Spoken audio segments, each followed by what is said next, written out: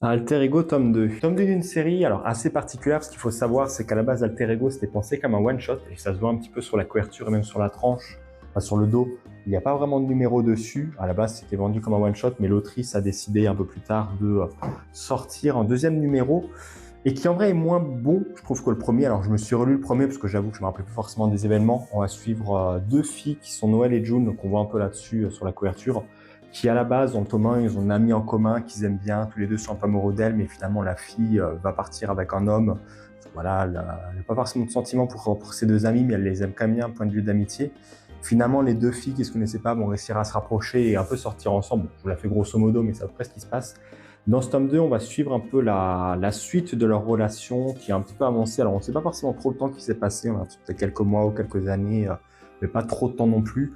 Avec le début vraiment de leur relation, ils sont un peu vraiment ensemble, ils essayent d'avancer, d'avoir un peu quelques péripéties un petit peu. On a quelques personnages secondaires qui vont se greffer un petit peu à tout ça et qui vont essayer de rajouter un peu leur grain de sel. Un truc par contre que j'ai vraiment moins aimé, c'est l'ami d'enfance qu'on voit quasiment même derrière encore un peu ici, qui avait relié les deux amis, qui change complètement de caractère entre le tome 1 et le tome 2. Là, elle devient quasiment une fangirl, elle est en mode oh putain mais regarde, les deux filles elles se rapprochent, en fait il y a peut-être moyen de faire des trucs. Tu vois vraiment totalement en fangirl, qui n'était pas le cas dans le tome 1 et je trouve que ça m'a un peu gêné.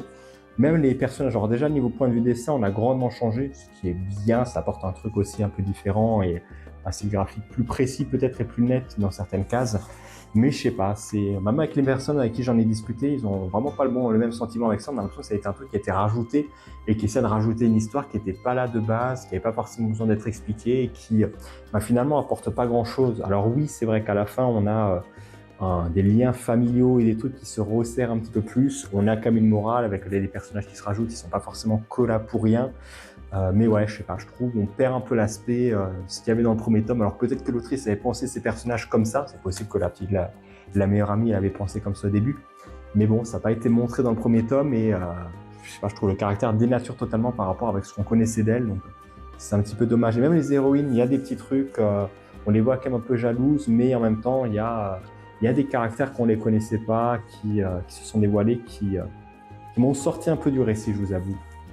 Donc c'est pas forcément une très très bonne recommandation, mais si jamais vous avez aimé le premier ou si vous voulez quand même découvrir un petit Yuri assez sympathique, qui peut être bien pour peut-être découvrir pour découvrir un peu le genre de Yuri, je vous conseille quand même Alter Ego, au moins le tome 1 pour tester, et en vrai il se suffit à lui-même. Et toi, t'en as pensé quoi?